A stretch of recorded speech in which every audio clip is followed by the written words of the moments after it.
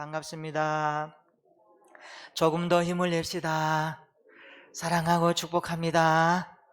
네. 지금은 작고 했습니다마는 현대 경영학의 창시자, 경영학의 대부, 경영학의 아버지라고 불리우는 피터 드러커라는 사람이 우리나라 대한민국을 극찬했습니다. 극찬한 데는 이유가 있습니다. 한국은 미국과 유럽에서 100년에서 300년에 걸쳐서 일궈낸 경제 부흥을 30년 만에 이룬 민족이기 때문에 극찬한 것입니다. 대한민국은 6.25 전쟁의 아픔을 겪었지만 그 아픔을 딛고 국민 전체가 똘똘 뭉쳐서 한강의 기적을 이룬 저력을 가지고 있습니다. 세계에서 가장 부지런한 민족이 대한민국 민족이라고 합니다. 그런데 한강의 기적을 이룬 우리나라는 물질 만능주의가 확산되고 쾌락주의가, 허무주의가 우리의 문화와 함께 편만하면서 우리는 엄청난 IMF의 어려움을 겪게 되었습니다. 그러나 우리 국민들은 또 함께 금모으기 운동을 하며 이것을 극복했지요.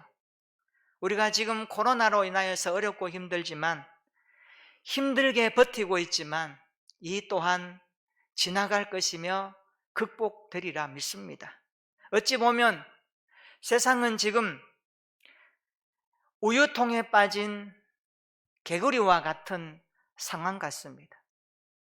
개구리가 우유통에 빠지면 두 가지 반응이 있습니다. 하나는 절망하여 죽든지 아니면 나오든지. 우유통의 깊이를 보면서 끝났다 절망하면 끝입니다. 그러나 절망하지 말고 자유를 찾기 위해서 어떻게 해야 될까요? 그 우유통 안에서도 이 개구리는 노래를 불러야 합니다. 노래를 부르면 힘이 생기고 바깥 세상에 소망을 가지기 때문에 우유통 안에서도 열심히 헤엄칠 수 있습니다. 헤엄치다가 보면 어느샌가 우유는 굳어지고 버터가 되면 그것을 딛고 껑충 뛰어서 바깥으로 나올 수 있습니다. 저는 오늘 우리 시대가 어렵지만 오늘 예배가 정말 우리의 소망이신 하나님을 노래하는 시간이 되었으면 좋겠습니다. 우리의 영혼에 참된 자유를 주시는 하나님께 소망과 꿈을 두고 나아가는 시간 되었으면 좋겠습니다. 없는 것도 있게 하시는 하나님, 죽은 자도 살리시는 전능하신 하나님을 바라보며 다시 한번 펄쩍 뛰어오르는 우리의 신앙의 모습이 되었으면 좋겠습니다. 우리 그리스도인들은 이 땅을 살아갈 때에 광야를 살아가는 존재입니다. 예수님의 초림부터 예수님이 재림하실 때까지 우리는 긴 여정을 살아갑니다. 성경은 이것을 광야와 같다라고 말씀합니다. 광야는 온갖 어려움이 있는 곳입니다. 험난한 곳입니다. 그러나 이 광야에서도 하나님을 경험하는 복된 곳이 되는 것입니다. 광야에서 복을 누리려면 광야를 알아야 되고 그 광야에서 하나님이 어떻게 일하는지를 보아야 합니다.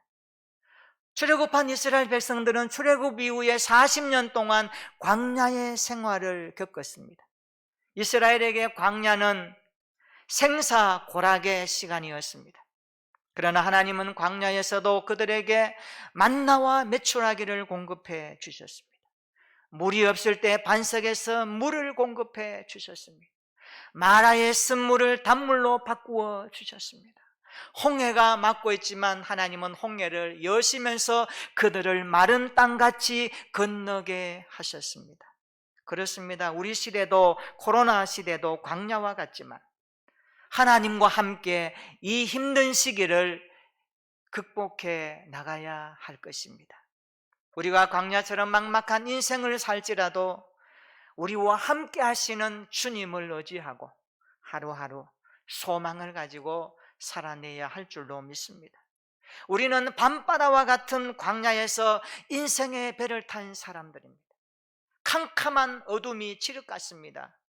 항해하려면 바다를 보면 절망합니다. 그때 눈을 들어 하늘을 바라보아야 합니다. 하늘의 별을 바라보면서 방향을 잡아야 합니다. 항로를 알려주는 것은 파도가 아닙니다. 저 바다 위에 뜬 별입니다.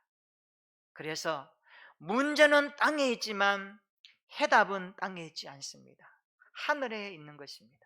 하늘을 지으시고 인생을 만드신 하나님께 해답이 있다는 것을 성경은 말씀하고 있습니다. 오늘 무슨 일을 만나든지 일어난 일에 대해서 너무 신경 쓰지 마십시오. 받아들이십시오. 그리고 지금 이 순간에 내일을 바라보면서 꿈을 가지고 하나님 앞에 엎드리며 고하시기를 바랍니다. 자신이 어떤 처지에 놓여 있든지 어떤 형편에 있든지 하나님 앞에 간절히 고하십시오. 그러면 주님께서 응답해 주실 것입니다. 하나님은 광야에서 이스라엘 백성들에게 약속하십니다. 그리고 명령하십니다. 하나님이 광야에서 이스라엘 백성들에게 무엇을 약속하실까요? 광야의 약속이 무엇일까요? 첫 번째로 광야의 약속은 주의 사자를 앞서 보내겠다는 약속입니다.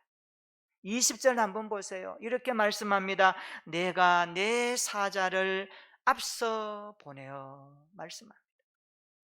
23절에도 말씀합니다. 내가 내 사자가 내 앞서 가며, 내 사자가 내 앞서 가리라. 70인 성경에는 나의 사자다 이렇게 번역을 했습니다. 하나님이 이스라엘 백성들의 행진 앞에 사자를 먼저 보내어 주시는 이유가 무엇일까요? 우리 20절 한번 읽어볼까요? 20절 다 같이 시작. 내가 사자를 내 앞서 보내어 길에서 너를 보호하며 너를 내가 예비한 곳에 이르게 하리라. 아멘. 주의 사자를 먼저 보내시는 이유는 보호하심과 인도하심 위함입니다. 보호하심과 인도하심을 위해서 주의 사자를 먼저 보내셨습니다. 그래서 너를 보호하며 너를 내가 예비한 곳에 이르게 하리니 라고 말씀합니다. 하나님은 이스라엘 백성들 앞서 사자를 보내어 가나안 땅에 이르게 하시기 위하여 그들을 보호하시고 그들을 예비하신 그곳에 인도하기 위해서 내 사자를 먼저 보내겠다고 약속하십니다. 그러므로 이스라엘이 살 길은 무엇입니까? 하나님의 약속을 신뢰하고 하나님의 말씀을 붙들고 따라가는 것입니다. 21절에 보십시오. 내 이름이 그에게 있음이라 라는 말씀을 볼 때에 그를 하나님처럼 신뢰하고 대하라는 말씀으로 받게 됩니다. 우리도 마찬가지입니다. 오늘 현실이 비록 망망할지라도 성령이 우리와 함께 계시며 인도하시기에 그 주님을 신뢰하며 의지해야 할 줄로 믿습니다. 하나님의 보호와 인도하심을 철저하게 신뢰하는 믿음이 있기를 축원합니다. 우리를 천국까지 인도하시는 하나님을 바라보시기를 바랍니다. 백성들이 사자의 말을 잘 들으면 어떻게 될까요? 22절에 한번 보세요. 뭐라고 합니까? 너의 원수를 내가 막아주겠다. 23절에 나는 그들을 쫓아낼 것이다. 하나님과 겨루어 이길 자가 있겠습니까? 하나님과 겨루어 승리할 자가 있겠습니까? 광야에서도 원수를 막아주시고 쫓아주시겠다는 하나님의 약속이 오늘 우리의 약속이 되기를 축원합니다.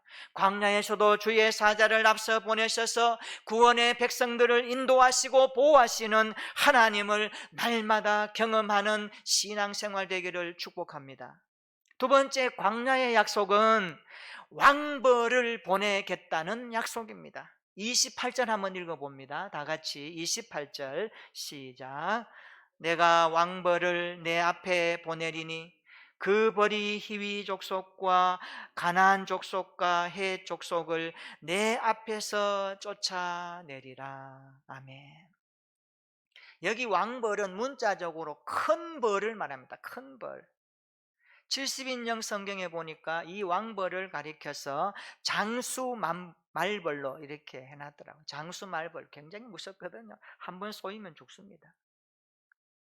여기서 왕벌은 뭘 말할까요? 하나님께서 두려움을 일으키시는 능력을 상징합니다. 그것을 표현하는 비유적인 표현입니다. 이 말씀은 27절에 내 위엄이라는 말과 병행을 이루는 표현입니다. 하나님의 위엄과 하나님의 능력이 왕벌과 같이 나타나서 모든 것들을 쫓아내고 승리케 하겠다라는 하나님의 약속을 이렇게 비유적으로 표현해서 약속하고 있는 것입니다. 하나님께서 이스라엘 백성 앞서 왕벌을 보내시는 이유가 있습니다. 27절 보세요.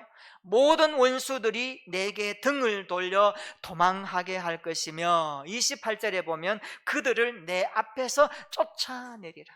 계속해서 반복합니다. 왕벌을 내 앞에 보내주셔서 이스라엘이 가나안의 신을 섬기지 못하도록 내가 쫓아주겠다.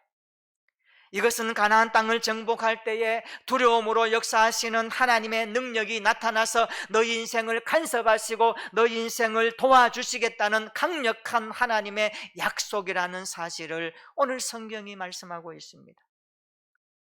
우리가 성경을 보면 가나안 땅에는 7 족속이 있었습니다. 7 족속은요 굉장히 무서운 족속들입니다. 오늘 본문에도 나옵니다. 23절에 보면 아모리, 브리스, 여부스 족속이 나오고 28절에도 보면 히위 족속, 가나안 족속, 헷 족속이 나옵니다. 여기에 더하여 기르가스 족속을 포함하면 가나안 7 족속입니다. 그런데 28절에 나오는 이 세 족속을 언급하는 이유는 그들 중에도 이 세 족속이 굉장히 강력한 힘을 가진 족속입니다. 비록 그들이 강한 힘을 가졌다 할지라도 하나님의 능력 앞에 패하리라. 그들이 강한다 할지라도 하나님의 위엄과 하나님의 일하심 앞에 꺾어나지리라. 그 약속을 이렇게 말씀하고 있는 것입니다. 그런데 오늘 본문을 보면 하나님께서 가나안 족속을 조금씩 쫓아내주겠다, 천천히 쫓아내주겠다, 한꺼번에 다 물리쳐 주지 않겠다라고 말씀하십니다. 그 이유가 무엇일까요? 우리 29절로 30절 한번 읽어볼까요? 29절로 30절 시작. 그러나 그 땅이 황폐하게 되므로 들짐승이 번성하여 너희를 해할까 하여 1년 안에는 그들을 내 앞에서 쫓아내지 아니하고 내가 번성하여 그 땅을 기업으로 얻을 때까지 내가 그들을 내 앞에서 조금씩 쫓아내리라. 아멘. 하나님께서 가나안 족속을 천천히 조금씩 쫓아내 주시는 이유는 두 가지입니다. 하나는요, 땅이 황폐하여 들짐승으로 인해 너희를 해할까 봐. 이 말은 뭐냐 하면 전쟁이 막 일어나면 땅이 황폐하고 거기에 온갖 짐승이 와서 황폐하게 돼서 그 짐승의 공격을 너희가 받을까 하나님이 아셨기 때문에 한꺼번에 하자겠다는 겁니다. 두 번째는 뭡니까? 30절에 보면 이스라엘이 오직 여호와 하나님만 섬기는지를 시험하기 위해서. 그래서 뭐라고요? 너희가 번성할 때까지. 너희가 번성할 때까지. 우리의 믿음이 점점 더 강해질 때까지 하나님께서 조금씩 한꺼번에 하지 아니하시고 그렇게 물리쳐 주시면서 그들에게 하신 약속을 이루어 가시겠다는 하나님의 의지를 우리는 읽을 수가 있습니다. 그렇습니다. 얼마나 놀랍고 복된 약속인지 모릅니다. 하나님께서 왕벌을 보내어 그들을 쫓아내리라. 그들을 정복하리라. 하나님은 약속하시고 반드시 이루시는 하나님이심을 믿습니다. 믿으시기를 축원합니다. 그래서 성경은 민수기 23장 19절에 놀랍게 말씀합니다. 한번 읽어볼까요? 민수기 23장 19절에 하나님의 약속은 어떻게 이루어지는가? 시작. 하나님은 사람이 아니시니 거짓말을 하지 않으시고 인생이 아니시니 후회가 없으시도다. 어찌 그 말씀하신 바를 행하지 않으시며 하신 말씀을 실행하지 않으시라. 아멘. 하나님의 약속은 반드시 이루어집니다. 할렐루야. 우리 인생이 하나님의 약속에 뿌리를 내리시기를 축원합니다. 그래야 여동하지 않고 흔들리지 않습니다. 하나님은 가나안 정복을 약속하시며 이스라엘 백성들에게 이제는 명령하십니다. 광야에 살고 있는 저와 여러분들에게도 약속하시고 끝나는 분이 아닙니다. 우리에게 명령하십니다. 당부하십니다. 그 말씀이 뭘까요? 세 번째, 그 명령을 우리에게 소개합니다. 25절 보세요. 한번 따라해 볼까요? 내 하나님 여호와를 섬기라. 하나님의 명령입니다. 광야에서도 약속하신 하나님, 광야에 있는 우리들에게도 동일하게 명령하십니다. 내 하나님 여호와를 섬기라. 출애굽의 목적이 무엇일까요? 이스라엘 백성을 애굽의 속박에서 해방되는 것으로 끝날까요? 그렇지 않습니다. 끝난 것이 아니라 이제 여호와를 섬겨야 한다. 너희가 광야에서도 섬겨야 한다. 가나안 땅에 들어가서도 섬겨야 한다. 너희가 나를 섬기는 것은 너희 인생의 끝나는 날까지 지속적으로 계속되어야 한다. 날마다 여호와를 섬기는 것을 우리에게 요구하고 있습니다. 신앙생활도 마찬가지입니다. 우리가 죄에서 해방되고 자유하면 끝나는 것이 아닙니다. 구원받으면 끝나는 것이 아닙니다. 구원받은 백성의 삶이 있습니다. 그것은 여호와를 섬기는 것입니다. 하나님을 사랑하는 것입니다. 이웃을 내 몸같이 사랑하며 복음의 통로 역할을 하는 것입니다. 이것을 성경은 십자가 영성이라고 말씀합니다. 하나님과 나 사이의 관계 속에서, 나와 이웃 간의 관계 속에서 그리스도의 사랑이 우리 안에 들어왔기에 우리는 그 사랑을 가지고 살아내는 것입니다. 하나님을 섬기는 삶은 그 출발점인 것입니다. 오늘 저와 여러분들이 이 광야에서도 하나님의 약속을 붙들고 하나님을 온전히 섬기는 믿음의 여정이 되시기를 진심으로 축원합니다. 죄에서 자유된 우리의 인생이 하나님을 노래하고 하나님을 찬양하고 하나님께 소망을 두고 하나님께 꿈을 두며 이 땅이 지륵같이 어두울지라도 낭망하거나 낙심하지 말고 주의 약속에 눈을 들어 바라보며 거기서 주시는 주의 음성을 들음으로 말미암아 우리의 영혼이 새로워지고 우리의 삶이 새로워지는 하나님의 은혜를 체험하는 일상이 되었으면 좋겠습니다. 고난일과 앞에 너무 떨지 맙시다. 너무 두려워하지 맙시다. 하나님의 일하심은 이 땅의 그 어떤 것봐도 위대하고 크고 놀랍습니다.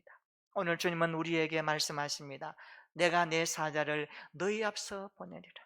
왕벌을 보내어 원수를 쫓아내고 승리하게 하리라. 그리고 너는 나를 섬겨라 말씀하십니다. 25절 보십시오. 그곳에서 너희는 내 하나님 여호와를 섬기라고 말씀합니다. 32절에도 보세요. 그곳에서 너희는 그들과 그들의 신들과 언약하지 말라라고 말씀합니다. 33절에도 보세요. 그곳에서 내가 그 신들을 섬기면 그것이 너희로 올무가 되게 하리라 말씀합니다. 여러분, 약속의 땅은 싸움터입니다. 약속의 땅은 내가 순종하려고 결심하면 영적 전쟁이 여지없이 우리 안에서 일어나는 전쟁터와 같습니다. 하나님께서 가나안 땅 거민을 철저히 쫓아내라고 말씀하십니다. 가나안 땅에서 이방신과 언약을 맺지 말라라고 말씀하십니다. 이 땅을 살아가는 오늘의 문화를 보십시다. 창의적이고 좋은 문화도 많습니다. 그러나 난잡하며 쾌락적인 문화도 너무나 많습니다. 우리가 딛고 있는 그곳이 하나님을 기쁘시게 하는 자리입니까? 하나님의 눈살을 찌푸리게 하고 있습니까? 우리의 자리가 거룩한 하나님의 임재하심을 체험하는 거룩한 현장입니까? 아니면 주님께서 눈 돌릴 만큼 어렵고 힘든 괴로운 곳입니까? 오늘 우리는 분명히 기억해야 됩니다. 우리가 딛고 있는 그것이 하나님이 싫어하는 것이라면 떠나야 합니다. 이 말은 세상을 등지고 살라는 말이 아닙니다. 세상 가운데서도 세상의 힘에 눌려 살지 말고 세상에 굴복하지 말고 주의 약속에 자녀답게 살아내는 믿음의 삶을 살 것을 요구하는 말씀입니다. 그렇습니다. 오늘 우리는 세상에 살아가지만 세상에 함몰되지 말아야 합니다. 세상과 더불어 살아가지만 세상 방식으로 살아가는 가치관을 가져서는 안 됩니다. 우리는 하늘의 시민권자들입니다. 우리는 주의 백성들입니다. 거룩한 하나님의 나라에 들어갈 장차 소망을 가진 약속의 백성들입니다. 우리는 오늘 이 세상 가운데서 하나님의 약속을 그래서 붙들어야 합니다. 이 약속이 우리에게 주시는 말씀이 무엇인지를 마음에 새겨야 합니다. 그리고 주님의 명령 앞에 진지하게 반응하며 살아야 합니다. 24절 한번 보세요. 너는 그들의 신을 경배하지 말며 섬기지 말며 그들의 행위를 본받지 말고 그것들을 다 깨뜨리며 그들의 주상을 부수라고 말씀합니다. 우리 모두 영적 싸움에서 승리할 수 있기를 축원합니다. 우리의 삶의 환경에서도 승리할 수 있기를 축복합니다. 내가 순종을 결단하며 살아갈 때 거기서 영적 싸움은 시작됩니다. 그래서 영적 싸움은 내가 온전히 주님 편에 서서 주님의 말씀에 올인하는 것입니다. 그때 승리가 보장되는 것입니다. 미국과 캐나다를 잇는 유명한 폭포가 있죠. 나이아가라 폭포. 북미 지역에서 가장 큰 폭포입니다. 세계에서 아주 많은 사람들이 모이는 관광 명소이기도 합니다. 웃음을 자아내는 말로 나이가 든 할머니 할아버지가 나이아가라 폭포에 다녀왔더니만 나이가 젊어졌다고 합니다. 이유인즉 나이아가라 폭포 앞에서 나이아가라라고 외쳤더니 자기의 나이가 떠나가 버리고 젊어졌다고 하는 이야기도 있습니다. 그만큼 유명한 곳입니다. 나이아가라 폭포를 건넌 사람이 있습니다. 이 폭포를 건너간 사람이 있습니다. 프랑스의 사람 샤를 블롱댕이라는 사람인데 전설적인 공중 외줄타기의 전문가입니다. 이 사람의 일화를 보면 블롱댕이 나이아가라 폭포 위에 설치된 세 줄을 걸어놓고 그 폭이 800m입니다. 안전장치 하나가 없는 그 현장에서 만일 한 발짝이라도 잘못 디디면 인생 끝납니다. 관중들은 몰려들었습니다. 세기의 도전입니다. 많은 사람들이 그를 바라보는 그 상황 속에서 뜨거운 박수를 받으며 그가 세 줄 위에 한 발자국을 올려놓고 이렇게 말합니다. 여러분, 내가 800m나 되는 이 긴 세 줄 위를 건널 수 있을 것이라고 믿습니까? 그러자 관중들은 불롱댕 나는 당신을 믿습니다. 당신이 건널 것을 믿습니다 하면서 우레 같은 박수를 치면서 환호하기 시작합니다. 드디어 그는 나이아가라 폭포를 건넜습니다. 성공했습니다. 관중들이 흥분을 하기 시작합니다. 대단하다, 대단하다. 그런데 이번에는 그가 이렇게 말합니다. 내가 이번에는 두 눈을 가리고 도전하려고 합니다. 여러분, 제가 성공할 수 있을 거라고 믿습니까? 그때 관중들은 또 여러와 같은 박수를 보내며 당신은 성공할 수 있을 것입니다. 그렇게 박수치며 환호했습니다. 정말 그가 두 눈을 가리고 그 세 줄리를 건너갔습니다. 이거는 정말 가슴을 쥐어뜯는 정말로 눈으로 볼 수 없는 광경이었습니다.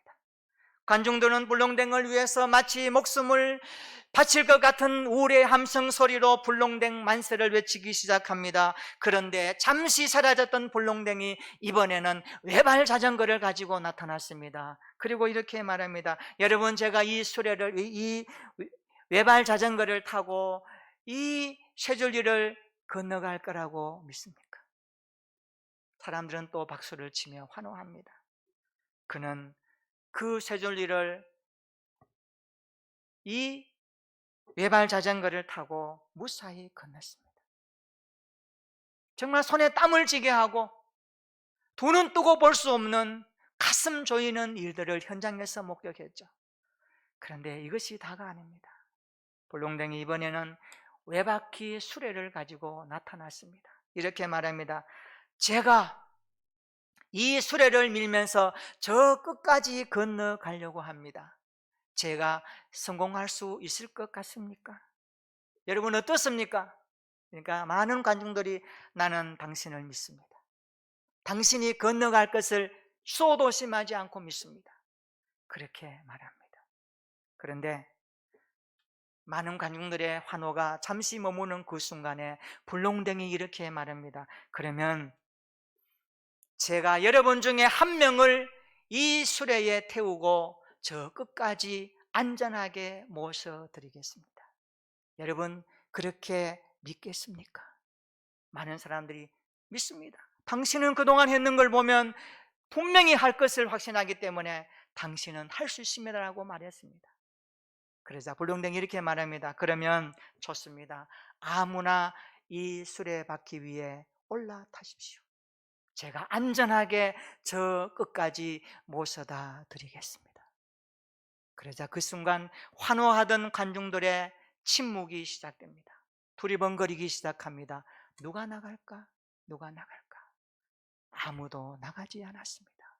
그날 불룡댕은 빈 수레를 밀고 끝까지 완주했습니다. 도전은 성공했습니다. 여러분, 믿음이 무엇일까요? 믿음은 환호하고 박수를 치는 그 이상입니다. 믿음은 하나님 앞에 살아갈 때의 신념 그 이상입니다. 믿음이 무엇일까요? 믿음은 내 인생을 송두리째 주님께 덥석 맡기는 것입니다. 주님의 십자가 수레에 내 인생을 온전히 얹어드리는 것입니다. 그것이 믿음입니다. 오늘 세상에 많은 사람들, 그리스도인들 가운데 믿음의 내용을 달아보면 하나님 앞에 정말 오케이 사인이 떨어질 것이 얼마나 많이 될까 두렵고 떨리는 시대인 것 같습니다. 믿음은 나의 삶 전부를 그분께 의탁하는 것입니다. 따라해 봅시다. 믿음은 나의 삶 전부를 주님께 맡기는 것입니다. 여러분, 여러분의 삶을 주님께 맡기시기를 바랍니다. 추워도 쉼없이 주님은 하실 수 있습니다. 내 문제가 얼마나 크든지 간에 나는 상관하지 않습니다. 이 땅의 문제보다 크신 하나님의 손길이 임하면 하나님의 약속이 있기 때문에 그 약속에 우리 인생의 믿음을 걸고 한번 살아보지 않겠습니까? 사랑하는 성도 여러분, 하나님의 약속에 우리의 인생을 걸어봅시다. 그리고 온전히 그분께 우리의 모든 것을 맡겨드립시다. 하나님의 약속은 성취되는 약속입니다. 한번 따라 하십시다. 내 사자를 너희 앞서 보내리라. 나의 능력으로 보호하고 인도하리라. 이번 한 주간 이 약속을 붙들고 사시기를 바랍니다. 그리하여 이 말씀을 붙들고 하나님의 명령 앞에 순복하십시오. 여호와를 섬기는 삶이 되십시오. 무엇을 하든지 여호와가 주인 되시고 그분이 내 앞에 내 인생을 인도하시는 분이심을 고백하고 그분의 옷자락을 붙들고 그분의 말씀을 붙들고 이번 한 주간도 성령 하나님과 동행하는 멋있는 그리스도인들이 다 되시기를 주님의 이름으로 축원합니다. 아멘. 우리 한번 기도하십시다. 우리 그리스도인은 광야에서 살아가는 존재입니다. 광야는 온갖 어려움과